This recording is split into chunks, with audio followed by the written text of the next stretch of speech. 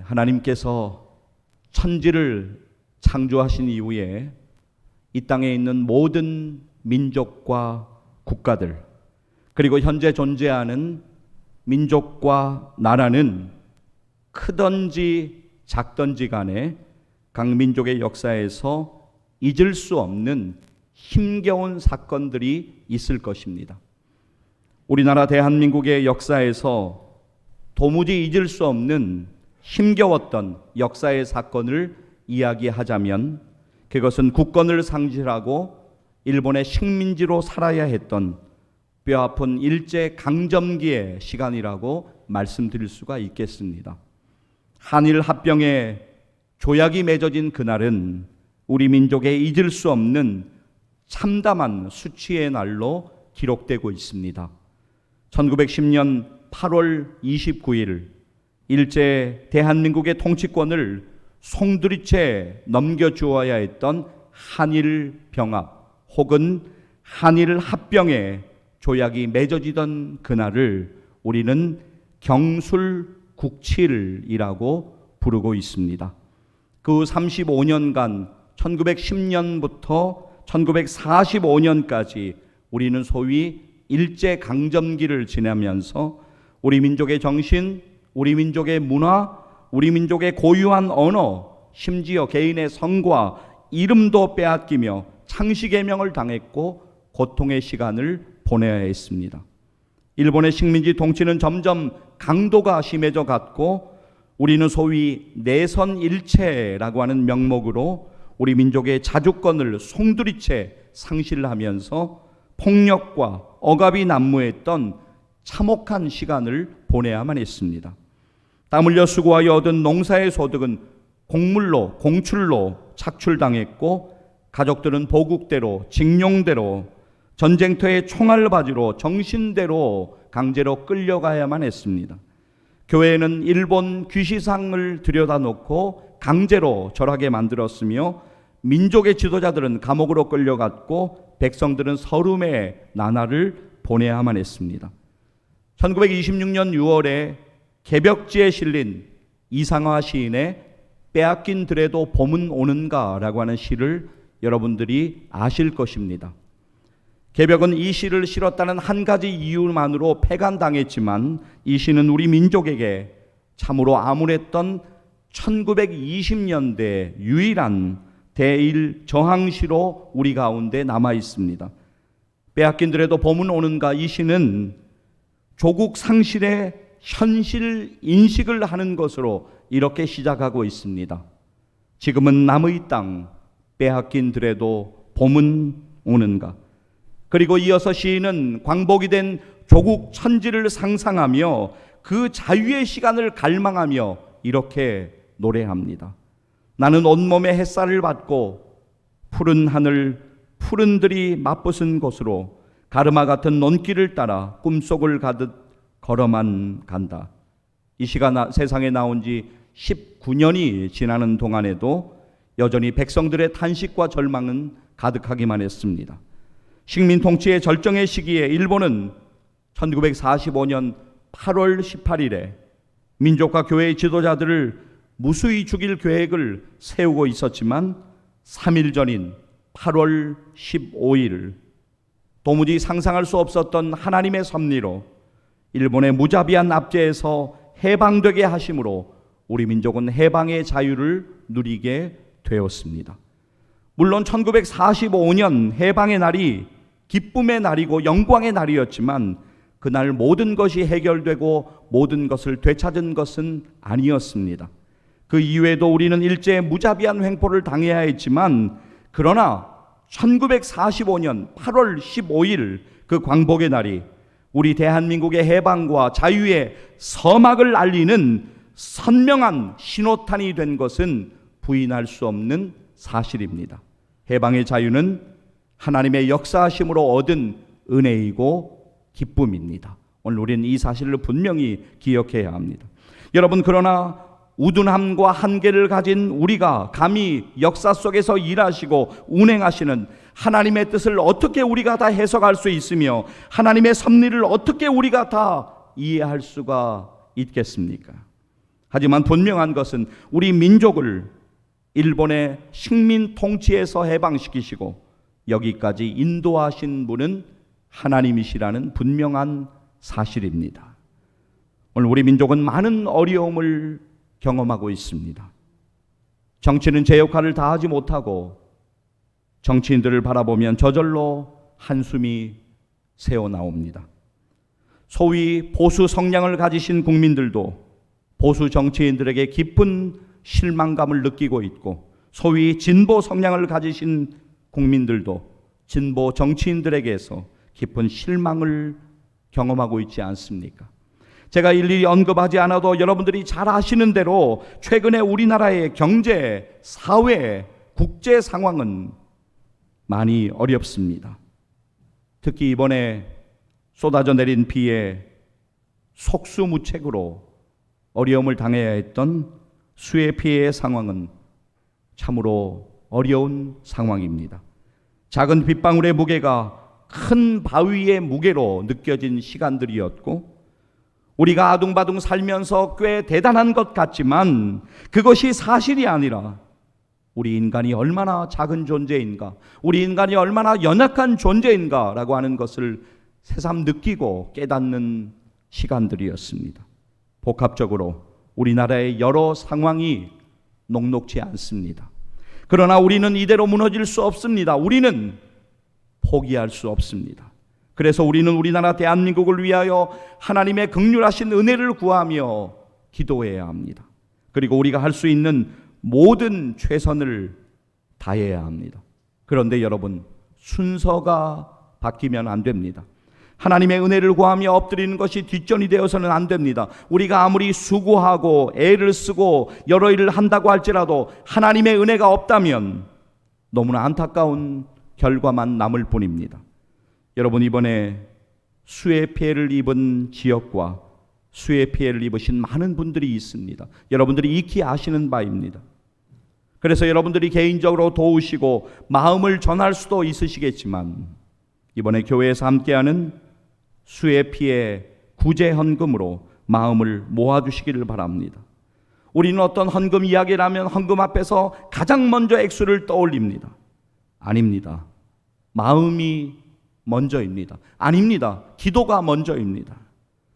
수해 피해 입으신 분들을 위하여 기도해 주시고 수해 피해 구제 헌금에도 함께 동참해 주시기를 바랍니다. 우리가 어떻게 모든 상황을 다 돌아볼 수가 있겠습니까? 국가가 감당해야 하는 일들이 있습니다. 더 큰 단체가 또 시에서 감당해야 되는 일들도 분명히 있을 것입니다. 그러나 우리에게 주시는 힘과 은혜로 우리들이 위로하고 사랑으로 격려하며 기도해야 하는 일들이 분명히 있을 것입니다. 그 일들에 여러분들이 동참하시는 구제헌금이 귀하게 사용되어질 것입니다. 사랑하는 여러분, 인간 역사에 나타난 수많은 사건들, 어느 것도 우연히 된 일은 없습니다. 우리는 다 이해할 수 없습니다. 그러나 역사의 주관자이신 하나님의 심오한 섭리 아래서 이루어진다는 사실을 우리는 분명히 믿음으로 바라보아야 합니다. 오늘 본문은 이스라엘을 포로 생활에서 해방시키셔서 저들의 고향 땅인 예루살렘으로 귀향시키신 하나님을 기쁨으로 찬양하고 있습니다. 저들이 예루살렘으로 돌아오고 예루살렘으로 귀환한 것은 꿈같은 일이었습니다. 하나님의 백성들, 이스라엘이 당시에 고대 근동을 지배하고 있던 바벨론에 의해서 침략을 당해서 완전히 망해버립니다. BC 587년 예루살렘이 함락되고 백성들은 바벨론의 포로로 끌려가는, 그래서 그들이 노예의 신세로 전락하고 말았습니다. 이것을 우리는 바벨론 유수라고 그렇게 부르기도 합니다. 정치, 경제, 사회적으로 돌이킬 수 없을 만큼 철저히 망했을 뿐만이 아니라 영적으로, 종교적으로도 희망이 보이지 않았습니다. 그런데 어느 날 그들 앞에 꿈꾸는 듯한 일이 일어납니다. 그날을 떠올리며 시편 기자는 이렇게 고백합니다. 오늘 우리의 본문 1절과 2절 말씀입니다. 시편 126편 1절과 2절 말씀, 이번에는 같이 한번 읽도록 하겠습니다. 여호와께서 시온의 포로를 돌려보내실 때 우리는 꿈꾸는 것 같았도다. 그때 우리 입에는 웃음이 가득하고 우리 혀에는 찬양이 찼었도다. 그때 문나라 가운데서 말하기를 여호와께서 그들을 위하여 큰 일을 행하셨다 하였도다. 아멘. 꿈꾸는 것 같은 일이 하나님의 은혜로 그들 앞에 일어났습니다. 1945년 어느 날 해방이 되리라고 생각하지 못했던 그날에 우리 민족은 극적으로 해방을 맞이합니다. 이스라엘이 꿈꾸지도 못했던 그때 여호와께서 그들 가운데 큰 일을 행하여 주셨던 것처럼 말입니다. 자, 본문 2절의 뒷부분을 보시게 되면 다른 민족들이 여호와께서 그들을 위하여서 큰 일을 행하였다 이렇게 증언하고 있는 것을 우리가 보게 됩니다. 자, 그들 앞에 도저히 생각지도 못한 일이 일어났습니다. 아무리 생각해도 불가능했던 일이 실제로 벌어지니까 이방인들조차 유다민족의 해방은 여호와께서 그들을 위하여 큰 일을 행하셨다라고 인정하지 않을 수가 없었던 것입니다. 자, 이어지는 본문 3절 시편 126편 3절 말씀 같이 한번 읽겠습니다. 여호와께서 우리를 위하여 큰 일을 행하셨으니 우리는 기쁘도다. 그들의 기쁨의 고백처럼 하나님께서 큰 일을 행하셨습니다. 자, 여러분, 오늘 우리의 본문 1절과 2절, 3절에서 반복되는 아주 중요한 단어를 우리는 다시 오늘 주목할 필요가 있습니다. 바로 여호와께서라고 하는 단어입니다. 예, 하나님께서 큰 일을 행하셨고 하나님께서 은혜 주셨습니다. 하나님께서 그들의 옛 땅인 예루살렘으로 귀환하게 하신 것입니다. 여호와께서 역사 속에서 일하시고 위대하신 일을 행하시는 분은 하나님이심을 잊지 마시기를 소망합니다. 일제강점기의 절정기에서 일제 기독교 탄압은 점점 심해져 갔고, 그리고 그 탄압은 바로 신사참배 강요를 통하여서 절정에 이르게 되었습니다. 그 기간에 체포되고 구금된 그리스도인들의 숫자만 2,000여 명이 넘는다고 역사는 증언합니다. 그리고 그 중에서 약 50여 명이 당시에 옥중에서 순교했습니다. 특히 태평양 전쟁 말기에 배색이 짙어진 일제는 그때까지 옥중에 갇혀 있었던 기독교 지도자를 비롯해 수많은 기독교인을 한꺼번에 학살할 음모를 꾸미고 있었는데, 당시 조선 총독부 보호관찰령 제3호에 기록되어 있는 문건에 의하면 그 예정일은 1945년 8월 18일이었습니다. 하나님께서는 그 사항을 허락하지 않으셨습니다. 미군의 히로시마 원자폭탄 투하 사건이 있게 되었고, 그 결과 일본의 무조건적인 항복으로 우리는 광복을 맞이하게 되었습니다. 여러분, 광복이라는 말은 글자 그대로 빛을 다시 찾는다라고 하는 의미지만, 나라를 되찾고 국가가 가지고 있었던 본래의 상태로 되돌아오는 것에서 한 걸음 더 나아가기를 우리는 소망하는 것입니다. 비교적 잘하는 말씀이라고 지나치지 마시기를 바랍니다. 오늘 우리가 말씀을 집중하여 보기를 원합니다. 믿음으로 보기를 원합니다. 오늘 우리의 본문 4절로부터 6절까지의 말씀, 시편 126편 4절로부터 6절까지 이어서 같이 한번 읽도록 하겠습니다. 여호와여, 우리의 포로를 남방 시내들 같이 돌려보내소서. 눈물을 흘리며 씨를 뿌리는 자는 기쁨으로 거두리로다. 울며 씨를 뿌리러 나가는 자는 반드시 기쁨으로 그 곡식단을 가지고 돌아오리로다. 아멘. 오늘 여러분 본문의 1절에서 3절까지 아까 기억하시죠? 여호와께서 그 일을 행하셨다. 여호와께서 주신 해방을 감사드렸던 유다 백성들은 이제 4절에서 여호와여 라고 하나님을 간절히 부르면서 하나님께 간구하고 있습니다. 그 기도의 내용은 우리의 포로를 남방 시내들 같이 돌려 보내소서라고 하는 것입니다. 여기서 우리의 포로란 그때까지 여전히 예루살렘으로 귀환하지 못하고 바벨론에 남아있던 동족들, 유다인들을 가리키는 것입니다.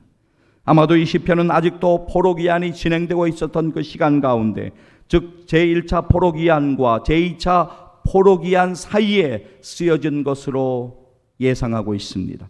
그래서 먼저 예루살렘으로 돌아온 유다 백성들은 자기들만이 무사히 그곳에 도착했다고 만족하지 않고 아직도 바벨론에서 고국 예루살렘 땅으로 돌아오기를 간절하게 소망하며 기다리고 있었던 동포들을 잊지 않고서 그들을 위하여 하나님께 기도하고 있었던 것입니다.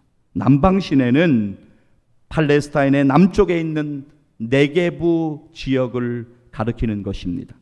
이곳은 여름철 건기에는 바짝 말라 있다가 겨울에 우기가 되면 많은 물이 넘쳐나면서 곳곳에 급류의 시냇물이 흐르게 되는 특수한 지형이었는데, 그 시냇물은 주변에 동식물의 생존을 비롯하여서 지역 주민의 식수 공급에 필수적인 것이었습니다. 바로 그처럼 메말랐던 남방 지역에 생명의 기온을 가져다주는 시내가 다시 흐르게 되듯이 포로된 유다 백성들이 다 예루살렘으로 돌아오게 해달라는 간절한 기도를 그들은 드리고 있었던 것입니다. 실제로 제2차 포로기한은 제1차 포로기한이 있은 지 79년 후에 이루어졌고, 모든 포로들이 돌아오는 기간은 100여 년이 걸렸다는 것을 우리는 성경을 통해 보게 됩니다. 그래서 먼저 귀환한 유다 백성들은 여러 가지 이유와 사정으로 인하여서 여전히 돌아오지 못하고 있는 바벨론 땅에 있는 자기 동포들을 위하여서 이처럼 간절한 기도를 하나님께 계속적으로 드렸던 것입니다. 사랑하는 여러분, 오늘 우리도 우리의 민족, 우리나라 대한민국의 여러 일들을 위하여 하나님 앞에 간절히 기도해야 합니다. 우리들이 이렇게 하나님께 기도했으면 좋겠습니다. 일부 예배 때 원래는 이제 제가 기도문을 읽어드리기 위해서, 여러분들에게 읽어드리기 위해서 준비한 기도문이지만, 일부 예배 때 지체들과 함께 기도문을 쭉 이어서 읽었습니다. 저에게 또 지체들에게 참 은혜가 되었습니다. 몇 개 짧은 기도문을 저와 여러분이 함께 화면 보면서 읽으실 터인데요, 각 기도문이 끝날 때 아멘으로 함께 아멘 하시고 그 다음 기도문으로 넘어갔으면 좋겠습니다. 이어서 우리 기도문 같이 함께 읽도록 하겠습니다. 하나님 아버지, 저희들을 자유케 하시고 우리나라에 해방의 기쁨을 주심을 감사합니다. 하나님께서 자유케 하신 이 땅에 다시 억압과 전쟁의 상처가 있지 않도록 붙잡아 주시옵소서. 아멘. 하나님 아버지, 예수 그리스도의 복음으로 이 땅 가운데 많은 역사가 일어나고 열방의 주의 이름을 높이게 하심을 감사합니다. 한국교회가 성령 충만하여 복음의 능력을 회복하고 주의 영광을 나타내도록 도와 주시옵소서. 아멘. 하나님 아버지, 대통령과 정치인들이 살아계신 하나님을 믿고 하나님을 두려워하게 하시고 하나님을 경외함으로 거룩한 대한민국 되게 하시고 우리나라가 마주하고 있는 어려움의 안개가 점점 걷히는 은혜를 허락하여 주시옵소서. 아멘. 하나님 아버지, 사탄 마귀의 도구인 이단 신천지와 이단 사이비의 실체가 드러나고 무너지게 하시고 이 땅 가운데 이슬람 세력의 확산을 막아주시고 사탄의 미혹에 끌려다니는 동성애자들이 치유되고 돌이키는 은혜를 경험하도록 불쌍히 여겨주시고 깨닫게 하여 주시옵소서. 아멘. 하나님 아버지, 목숨 걸고 믿음 지키고 있는 북한의 지하교회 성도들이 영원한 소망을 바라보게 하시고 고통 속에서 신음하는 북한 주민들을 불쌍히 여겨주시고 하나님의 은혜 안에서 평화적인 통일이 이루어지게 하시고 통일의 날을 지혜롭게 준비하는 한국교회와 정부 되도록 지혜 주시고 도와 주시옵소서. 아멘. 하나님 아버지, 양극화 현상이 점점 해결되어 가며 진영 논리의 싸움이 멈추어지고 청년 실업의 문제와 저출산의 문제들도 더욱 해결되게 하시고 다시 일어서고 도약하는 대한민국 되도록 모든 문제 가운데 은혜 내려 주시옵소서. 아멘. 할렐루야. 그렇습니다. 우리는 기도해야 합니다. 우리가 하나님 앞에 진정된 마음으로 우리가 울며 회개하며 하나님 앞에 기도할 때 하나님께서는 우리의 기도에 응답해 주실 것을 믿습니다. 눈물로 씨를 뿌리면 반드시 기쁨으로 그 단을 거두게 하실 것을 믿습니다. 비단 우리나라 대한민국과 민족뿐만이 아닙니다. 여러분의 가정과 여러분의 인생의 문제도 마찬가지입니다. 하나님 앞에 간절히 기도하면 하나님이 은혜 주실 것을 저는 분명하게 믿습니다. 여러분과 함께 오늘 우리의 본문 5절과 6절 말씀, 시편 126편 5절과 6절 말씀을 읽는 것으로 오늘 말씀을 맺으려 합니다. 5절과 6절 믿음으로 함께 같이 읽겠습니다. 눈물을 흘리며 씨를 뿌리는 자는 기쁨으로 거두리로다. 울며 씨를 뿌리러 나가는 자는 반드시 기쁨으로 그 곡식단을 가지고 돌아오리로다. 아멘. 사랑하는 성도 여러분, 오늘 우리가 숨쉬며 살아가고 있는 이 땅 대한민국, 우리나라가 평안해야지 우리들도 평안한 것을 우리는 잘 알고 있습니다. 우리나라 대한민국에 하나님의 긍휼하신 은혜가 임하기를 위하여 더욱 기도해 주시기를 간절히 부탁드립니다. 지금은 하나님의 은혜를 구하며 엎드릴 때입니다. 지금은 하나님의 은혜를 구하며 엎드릴 때입니다. 기도하시겠습니다.